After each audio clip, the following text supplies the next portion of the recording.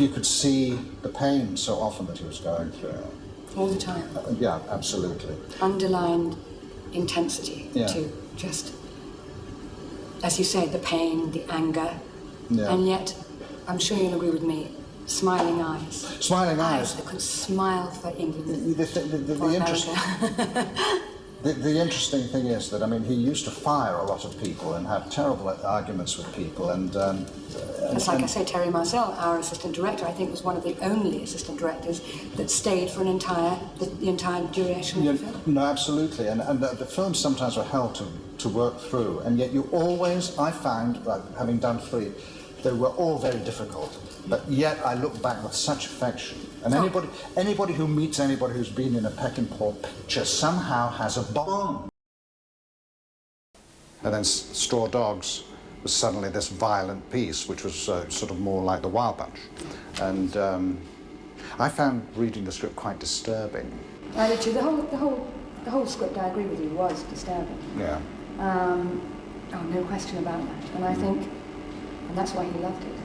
Oh, yeah, absolutely. I was lucky, too, because although there was a lot of violence around, I didn't play a violent character. No, you didn't. I mean, I did kill somebody, but that was like Lenny and Mice of Men, and that also, as well as your kind of thing, unleashing it, my character. So we really complemented each other because my character unleashed a lot of the violence as well.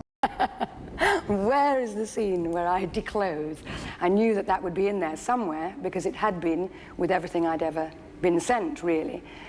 So I did zoom along in the script to find out where I took my clothes off, and I did find out that this was quite different from any other script I'd ever read before. And yes, the rape scene was quite daunting to read about and to think that I had to emulate and actually bring to the screen. But it was an integral part of the picture. I could tell, I mean, I was quite a smart cookie at 21 years of age, and I could tell how important it was, and that was what it was such an important part of what the movie was all about. And I knew that had to be filmed, and I knew it had to be filmed with me. I remember that so well, arriving in the car every evening, just as the sun was going down and it turned to night, and then very soon it would be black, and because it was so cold, as people spoke, the breath, you could see the breath in the air, and for that it was all very strange and eerie, as I say, frightening and lonely and tense. Hoffman, up to set, please. And Susan, George, urgently, lights going, need them, over.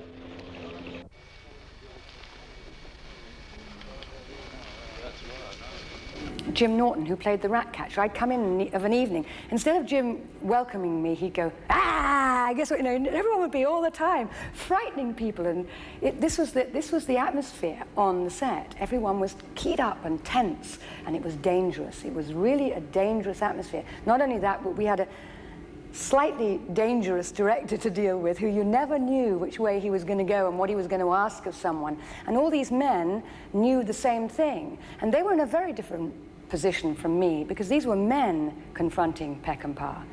And so it was all very charismatic, is a very charismatic but tense set.